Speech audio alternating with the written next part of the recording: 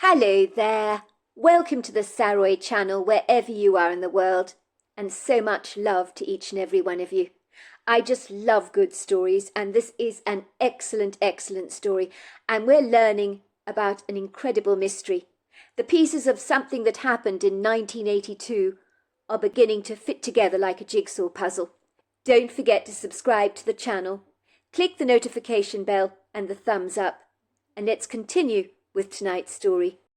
It was at this point I remember the bear man telling me that Haley had asked him to bring me to this place, to bring me to this very magnificent looking tree. "You mean the girl that I saw on the road in the puddle?" I asked him. "The girl who asked me to look after her doll?" "That's right," said the bear man. "Haley wanted you to see where her body lies sleeping, well, her bones, that is, under this beautiful, magnificent tree. There isn't a tree in the grove that is quite like it."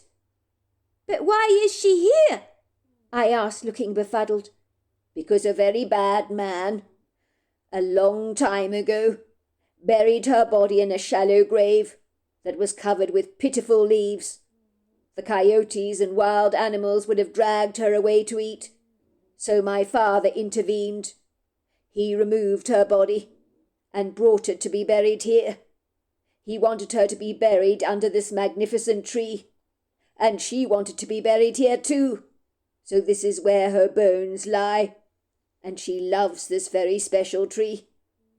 I stared rather absent-mindedly at the tree, trying to take in everything that the bear man had told me. And that was when Haley appeared before me, like she'd done on the road. Only this time she wasn't a reflection. Indeed, she was larger than life. She looked like any regular girl that I might meet. She looked solid, and there was nothing translucent about her at all. She spoke to me in my head like the bear man had, and said, "Laurie, thank you so much for coming here. I wanted you to know where I'm buried. I'm happy to show you my secret place. I just don't want to be forgotten, you see. People have long since forgotten about me, but I know that you won't. You will remember me. I just want to say thank you for looking after Annabelle. She's my gift to you. And when you play with her, I hope you'll think about me." And with that, Haley just vanished before my eyes. "Why did she go away?" I asked the bear man. "I wanted to play with her. Why did she leave? Why didn't she stay?" "She went away because she doesn't belong here anymore. She belongs somewhere else, somewhere much more beautiful than this place. She comes to visit her resting place every now and then, but she's living in another world, and she's very happy where she is. She wanted me to show you her special place. She wanted you to know all about it, because you are so much like her, and she wanted someone like herself to know where her body now lies. She also wanted you to look after her doll. She really likes the place my father selected for her, as this is a very special tree indeed. Now I better take you back from where I found you, or your friends might start to worry about you." And with that the bear man lifted me up gently and placed me on the back of his shoulders. I was delighted to be on his back again, because I was going to thoroughly enjoy another ride through the woods, and riding on the bear man's back was the best fun I'd ever experienced in a long time. It was certainly better than riding a regular pony, as the bear man ran so smoothly, with a nimble gait, so much so I felt as if I was floating on air. Finally, when we reached the tree where I'd first relieved myself, he put me down, and then before I could say anything, he was gone. Moments later, I found myself face to face with Hilda, and she looked far from amused. Her face was as white as a fluffy cloud in the sky, and her eyes were filled with the fire of her indignation. She grabbed me furiously and pulled me away from the tree. "You think this is funny, do you, Laurie? Because if this is your idea of a joke, it's not funny. All this time when we've been calling out for you, wondering where the hell you've got to, you've been crouching behind the tree, laughing at us, as if all this is a great big game to you, of hide and seek or something that only you are playing. We've been so worried about you. How could you do this to us? We thought something terrible had happened to you. Imagine if I had to go back to the cabin and tell your mother you were missing. She'd never, ever forgive me." "But Hilda, you don't understand. I went for a ride with the bear man. He wanted to show me a very special tree. The best and most beautiful tree I've ever seen." Hilda glared at me furiously. "Don't make excuses, Laurie. I know you're playing silly games with us, and it's not remotely funny. What is wrong with you? Don't go making up silly stories to excuse your bad behaviour. You are absolutely... I don't know what to say. It's absolutely shocking playing a game like that with us. You should be ashamed of yourself. Thoroughly ashamed." "But Hilda, I'm not lying, it's true. The bear man wanted to show me the special tree." Hilda's whole body shook with fury, and when I told her about the bear man and the special tree, she seemed even more affronted, as if she believed I was making up stories. She grabbed my hand so roughly that I nearly fell over, and took me straight back to the picnic spot, where my brother Sam was putting the picnic stuff away, back in the basket. When he saw me, he got up to his feet, looking both relieved and annoyed at the same time. There was a very pronounced frown on his face. "Where was she?" he asked Hilda. "She was playing a game of hide-and-seek with us, Sam," said Hilda in disgust. "I found her crouching behind the tree. All this while we've been searching for her, calling out her name, wondering where she is. Can you believe it, Sam? She's just been laughing at us," said Hilda furiously. "What a cheek! After I do this nice thing for the both of you. I thought it would be a special treat bringing you both here for a picnic in the woods. And then you start playing your silly games with us, Laurie." "But I wasn't playing any games," I insisted. "The bear man took me to the special tree. I went for a ride on his very big back. It was ever so fun. Much better than riding a pony." "What's wrong with you, Laurie?" said Sam in disgust. "Why do you always make up such stupid stories? Nobody believes a word of what you're saying. You always lie." "But I'm not lying, Sam. I can show you the special tree if you like. I'll take you there." "I don't want to see your stupid tree, Laurie. We were having a nice picnic. Hilda went to a lot of trouble on our account, and you start playing one of your stupid games. It's not funny, Laurie." "Let's go," said Hilda. "Wait until I tell your mother what you did, Laurie. She's not going to be remotely amused." "Please don't tell her," I cried out. "She'll never let us go on a picnic again." "You should have thought about that, Laurie, before you decided to play hide-and-seek with us." I was feeling very sorry for myself when I climbed back onto the ATV. My brother Sam was snarling at me in disgust, as if he thought I was a lower form of pond life. He was mumbling under his breath about how I always liked to ruin everything and make up nonsensical stories. Hilda deliberately ignored me as she got into the driving seat of the ATV. Once we'd gathered our picnic things together, she whisked us through the trees on the back of the ATV and took us back to the cabin at record speed. I clutched little Annabel tightly to my chest for some form of comfort. I knew, of course, what was coming next, and I was preparing myself for the trouble I was about to face with my mother. If Hilda was angry with me, it was nothing on how my mother would react when she finally had words with me. Averil Frieseland's account. I was seated very happily at the large worn-out desk, with its overlay of green leather in the birchwood study.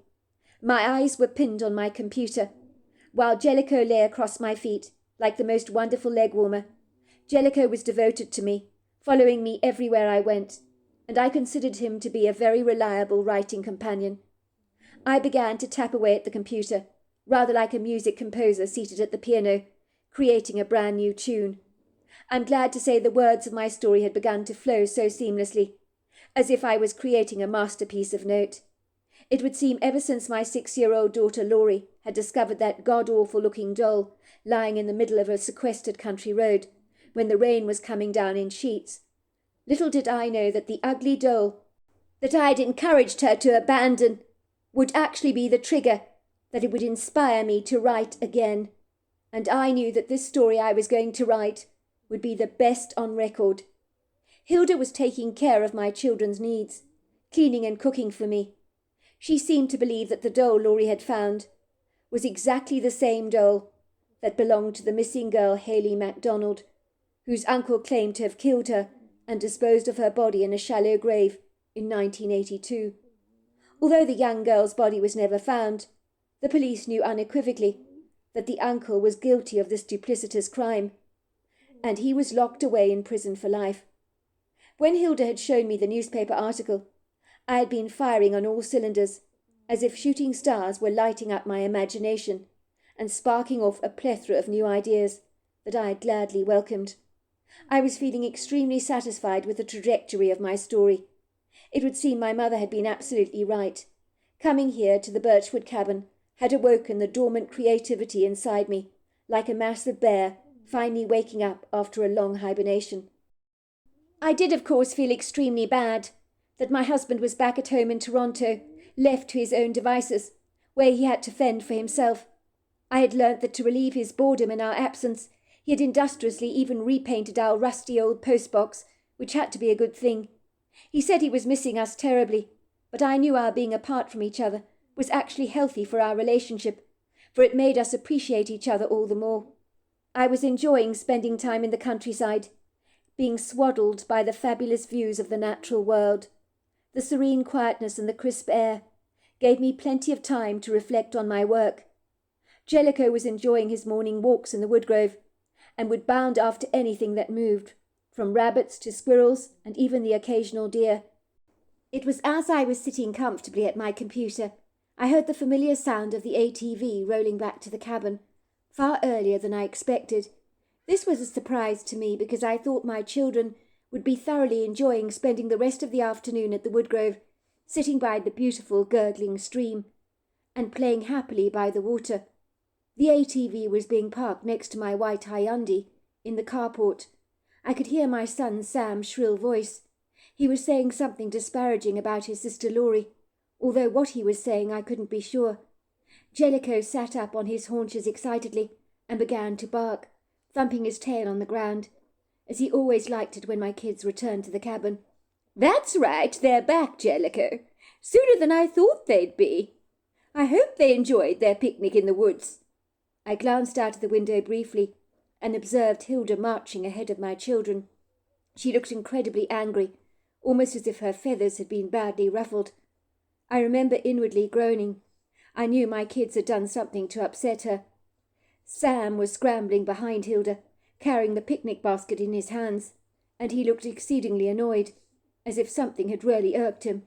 Then there was my daughter Laurie, timidly lagging behind the two of them into the house, clutching her doll Annabel tightly to her chest, and looking sheepishly subdued. I am no expert in reading body language by any manner of means, but I knew instinctively then and there that my little daughter Laurie had been the cause of this great upset, and had been responsible for making Hilda very angry. By the looks of things, she had succeeded in spoiling their picnic. I wondered what she could have done. In my imagination, I could envisage little Laurie picking up a dead rabbit she found lying on the footpath and insisting on allowing it to join them for their picnic. That would put an end to things pretty quickly, I thought. I didn't have to wonder for long as to why Hilda and Sam looked so terribly glum when they returned to the cabin, for my question was about to be answered. Moments later I could hear a little knock at the door of my study. I knew, of course, that it was likely to be Hilda, who was about to inform me as to what Laurie had done to upset the apple cart. And right now I didn't want to know. Not when I was on such a roll with my story, and being interrupted so rudely like this was the last thing I wanted. Couldn't Hilda leave what Laurie had done on the back burner for once? Did she have to disturb me like this? "Come in," I said, my voice a little snappy. Hilda came in through the doorway looking a little bashful. "I'm so sorry to disturb you, Avril, but I needed to have a quick chat with you if you don't mind about Laurie. She's really upset me today. Actually, she's upset both me and Sam very much." "Sit down," I said to Hilda, beckoning for her to take a seat opposite me. "What has she done?" I asked. "I can see from your expression, Hilda, that the picnic you planned wasn't a success. Why do I have this feeling that Laurie spoilt everything for you?" My little princess does know how to ruffle people's feathers.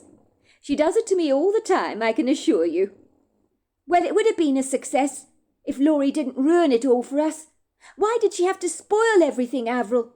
We were having so much fun, and then she goes and plays one of her stupid games. What is wrong with your daughter, Avril?" "What exactly did she do, Hilda?" I asked, bracing myself for what Hilda was about to tell me. "Laurie wanted to relieve herself," said Hilda. I told her to go to the loo before we even left on the ATV for the picnic in the woods. But then, soon after we'd eaten our lunch, she wanted to go again.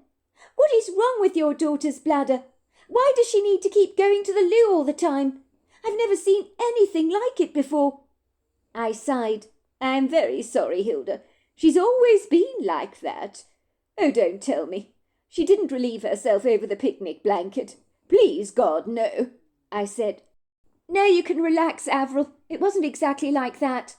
Although, in hindsight, if she had relieved herself over the picnic blanket, that would have been better than what she did. I told her to go and relieve herself behind a tree somewhere, but to come back quickly, and she didn't." "What do you mean she didn't?" I asked. "Well, Laurie was gone for ages, wasn't she? Eventually I knew something was up because she never came back. I began to decidedly panic. I thought something terrible had happened to her, Avril. Me and Sam were calling her name and looking for her everywhere, and she was nowhere to be found. We thought she was gone. I was so affrighted, Avril," said Hilda, tears streaming down her cheeks. "I had visions of coming back here to the cabin and telling you, Avril, that Laurie was gone. I was so worried. You have no idea." At this, Hilda put her hand on her heart, took in a few deep breaths to express the extreme panic she had felt when my daughter had failed to return to the picnic. My heart naturally went out to her, for I knew how she must have felt being responsible for both of my children when one of them seemingly appears to vanish under her charge. "Oh, I'm so dreadfully sorry, Hilda. I must apologize for my daughter. You must have been put through hell. But thank God you found her. Where exactly was she?" "That's just it, Avril. Laurie was deliberately hiding from us, playing her own silly little game of hide-and-go-seek, while we were practically having heart attacks, worrying about where she was. I was practically losing it, Avril. I then found her crouched behind the tree, a long while later. She was laughing at us, Avril. It was all one great big joke to her. She looked as if she'd been having a great big adventure at our expense. We were looking for her for ages and ages, and all the time she was hiding and playing with us. And if that wasn't bad enough, Avril, she made up this bizarre, nonsensical story about a bear man taking her on a ride on his back in the woods to visit a beautiful tree. I'm telling you, Avril, I was so incensed. I wanted to slap your daughter across the face really, really hard, but I restrained myself from doing such things, because you never hit children. But I don't mind admitting I was tempted to do so. She put us through so much stress, Avril, and at one point Sam was almost in tears. Laurie deliberately hid from us and then made up these crazy stories. You've got to speak to her. She can't do anything like this again. She just can't." "Don't get so upset, Hilda. None of this is your fault. I hope you realize that. You're doing a marvellous job in taking care of my children. And if the truth be told, I could not possibly manage without your help. And while I'm thanking you, I'd like to also thank you for the newspaper article you showed me the other day about Haley MacDonald's enigmatic disappearance. And of course the doll my daughter found on the road, that we believe once belonged to Haley. Well, it's enabled me to make some remarkable inroads into my story. And let's just say I'm on the roll now." "Well, I'm glad to hear it. But why does Laurie do this? It's really mean of her, Avril." "But of course it's mean of her, Hilda. And it won't happen again. I will make absolutely sure of that. Don't you worry about it. You send my daughter into my office right away, and I'll have some words with her." Moments later my daughter had been ushered into my office by a satisfied-looking Hilda. Laurie looked like a frightened little lamb that was about to be led to the slaughter. She stared up at me through wide eyes, all the while clutching her doll tightly to her chest. as if the doll could offer her a measure of comfort. She knew she was in trouble, certainly by the indignant expression on my face, but seeing her anxiety made me soften substantially and feel less angry towards her, although I continued to express myself formidably. I didn't want Laurie to cause Hilda any more upset. I was so grateful having Hilda working for us, and the last thing I wanted was for her to give in her notice on account of Laurie's childish behaviour. I beckoned for Laurie to take a seat. Her bony knees began to tremble behind the dress she was wearing. "Now what do you have to say for yourself, young lady? I've been hearing from Hilda about your behaviour at lunch this afternoon. I understand you caused a great deal upset, and your brother was also very upset by you. He was almost in tears, I believe. He was so worried about your whereabouts. You caused both of them a great deal of distress. Why did you not answer them when they were calling your name? You gave Hilda quite the scare. She thought something quite terrible had happened to you, and all the while you were deliberately hiding behind a tree, watching them panic. It's as if you got a great deal of pleasure out of it all, and they were increasingly alarmed by your absence. It's not a joke, love. Toying with people's emotions like this is not a kind thing to do. You put Hilda through a great deal of stress, and that is not fair on her. You can never do this again, do you understand, Laurie? I cannot and will not put up with this juvenile nonsense. You're a big girl now. You're 6 years old. You should know how to conduct yourself better." "But, Mummy, it wasn't like that. The bear man took me for a ride in the woods. He wanted to show me where the really pretty tree was." At this point in my conversation with my daughter, I could feel the anger burgeoning in my heart. Why could Laurie not take responsibility for what she had done? I know she was only 6, but even so, she'd been a very naughty girl, and now she was making all kinds of fictitious excuses, and my patience, I'm afraid to say, was beginning to wear thin. "This is not remotely funny, Laurie. I can understand why Hilda got so upset. You're making me upset as well. You think this is all a joke, don't you? And you seem to enjoy lying and making up these fictitious stories that are not true. You know that the bear man is not real." "But he is real, Mum. He took me to see where Haley MacDonald is buried. He said Haley wanted me to see her resting place. She's the one that asked me to look after her doll that I found in the puddle on the road. Don't you remember?" When my daughter said this, my blood ran cold. Laurie was talking about a girl that went missing in 1982. How could she possibly know about Haley MacDonald? I hadn't shared the details of this enigmatic case with anyone, apart from Hilda, of course. How could she know about Haley and her disappearance? And now she was talking about a fictitious bear man taking her to see Haley's resting place. None of this made any rational sense to me. "Who told you about Haley MacDonald?" I asked my daughter rather gingerly. "No one told me about her. Well, maybe the bear man did. I met her on that road, remember? That was when I found the doll lying in a puddle, when it was raining. The bear man was hiding behind the tree. He told me I'd find the doll in the puddle, which I did. And that was when I saw Haley for the first time. She was in the puddle. She was lying in a reflection on the water. She was there one minute and she was gone the next, like a great big flash of lightning. I don't know where she went. She was telling me to take care of her doll, and she told me to call her doll Annabelle, because that's her doll's name." "Go on. What else happened, love?" "Well, when I went to relieve myself in the woods on our picnic, I saw the bear man again. I was so pleased to see him, because the last time I saw him, I was on that country road. He was beckoning for me to follow him. He told me he wanted to show me Haley's resting place. He told me a very bad man buried her in a shallow grave, and that his father found her body and buried it under the special tree in the woods. The bear man said his father was worried that Haley's body would be dragged away by nasty coyotes or eaten by wild animals. He said his dad wanted to bury Haley under the best tree in the grove. The bear man gave me a ride on his back to show me where the pretty tree was. When we got to the tree, I saw Haley at the tree. This time she was solid like you or me, not just a reflection.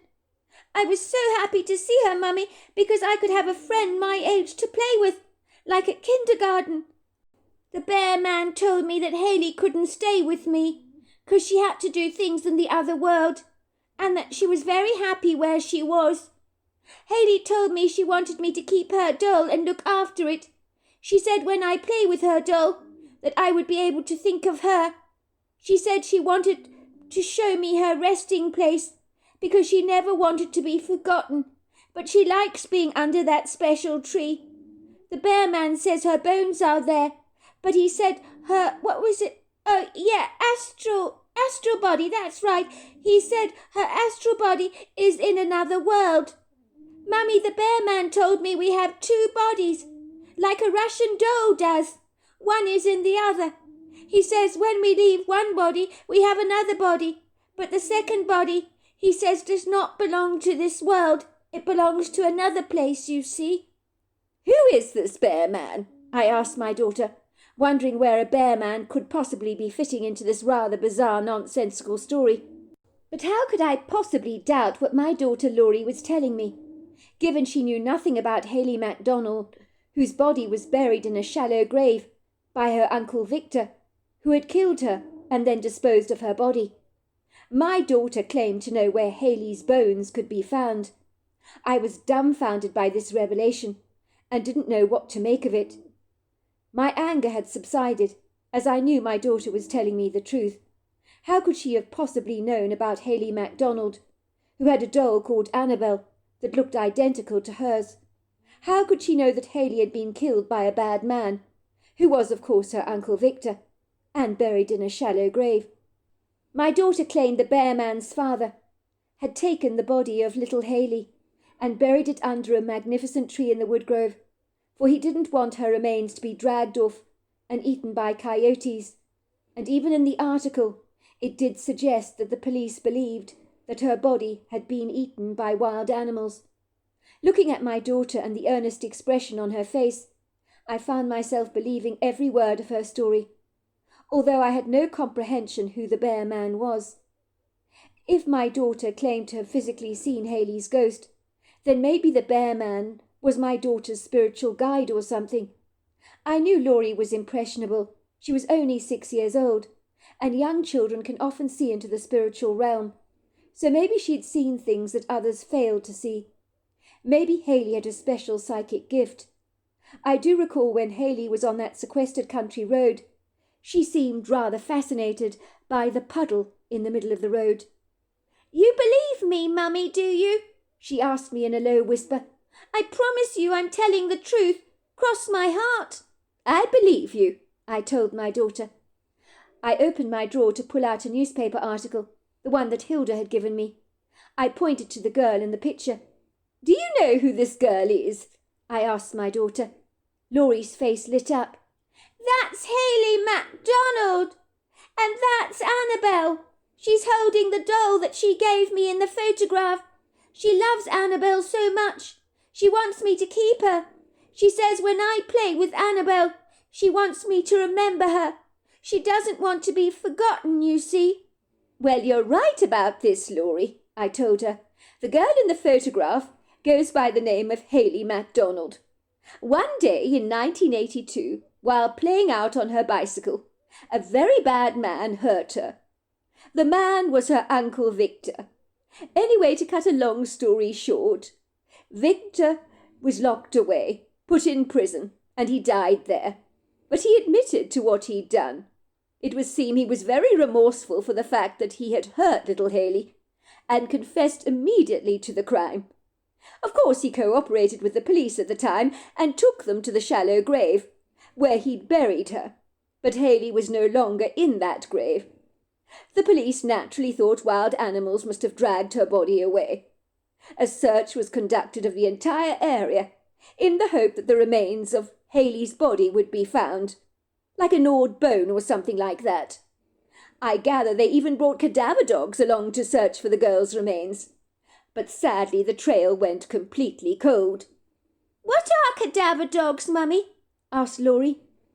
Well, they're very clever dogs that can pick up the scent or the whereabouts of a dead body.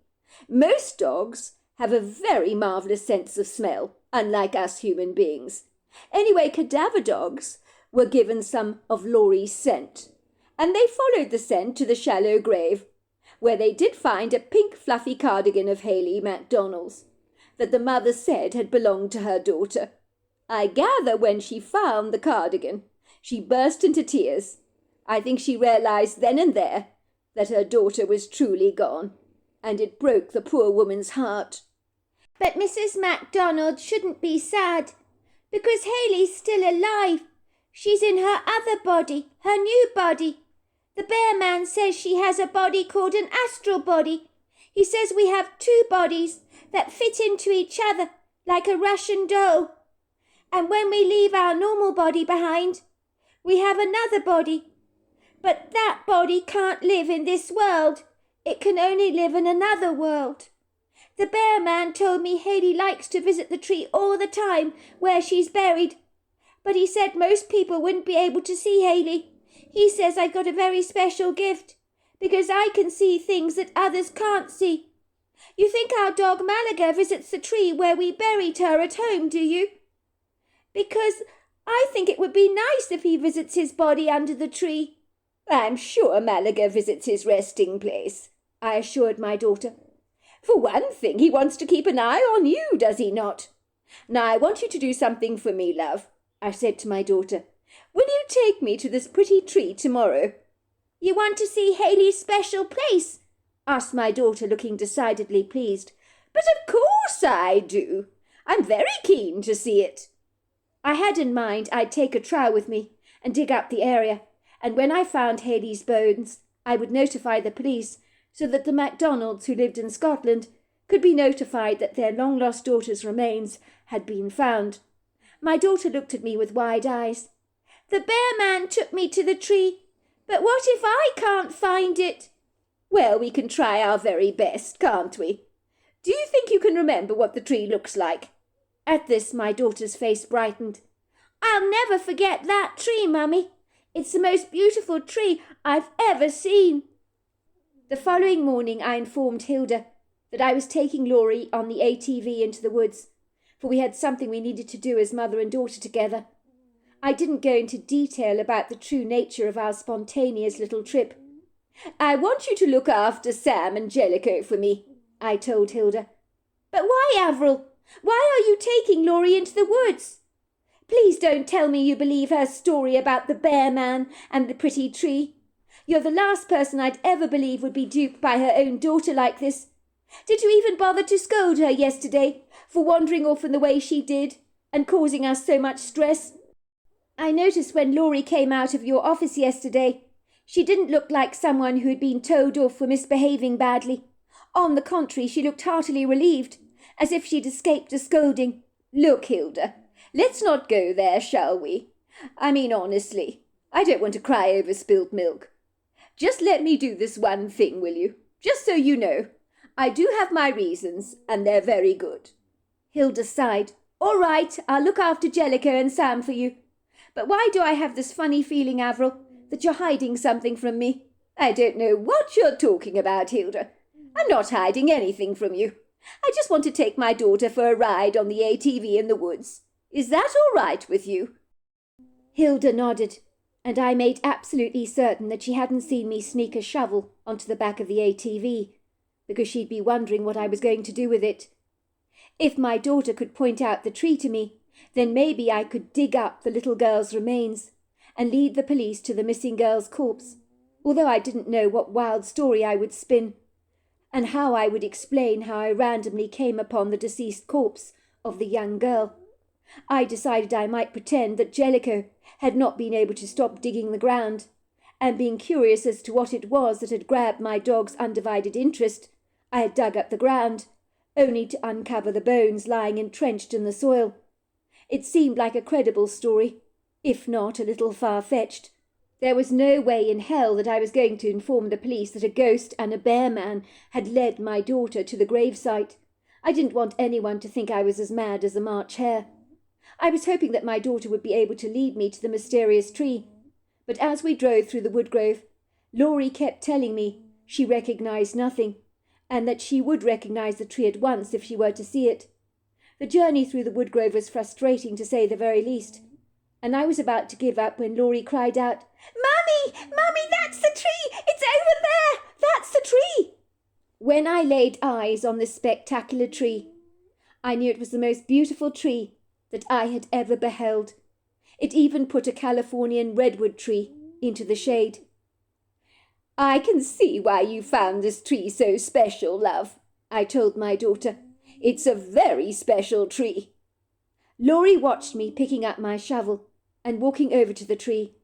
The ground under the tree was widespread, and I realised I didn't have a clue where to start digging. There were so many burgeoning roots that erupted from beneath the ground, and I knew that digging up this ground would cost me some blood, sweat and tears. But I told myself that my gallant efforts would be rewarded, as surely this little girl would want to be buried in a marked grave. And wouldn't it be great for Hayley's parents to be able to have a proper burial for their daughter? With a resolute determination, I began to thrust my shovel into the ground, and within seconds I was sweating and breathing furiously. This was certainly not a job for the faint-hearted, but come hell or high water, I would do it, for little Hayley's sake, of course. I had visions of how relieved Hayley's parents would ultimately be about my extraordinary discovery, and as for the police, would they not be happy that the whereabouts of a missing girl, all the way back from the 1980s, had finally been located? "What are you doing with the trowel, Mummy?" Laurie asked me, her face crinkling in horror. "You're not going to dig up Hayley's bones, are you? You can't do that, Mummy. Hayley likes being with this tree. She doesn't want to be moved away from here. This is her special place." "Look, love, Hayley MacDonald has been missing for many long years, since the 1980s, I'll have you know. If I dig her up, her parents will be overjoyed to at long last discover the whereabouts of their missing child's bones. The only problem is I don't know where on earth to start digging, and the ground is unyielding and hard."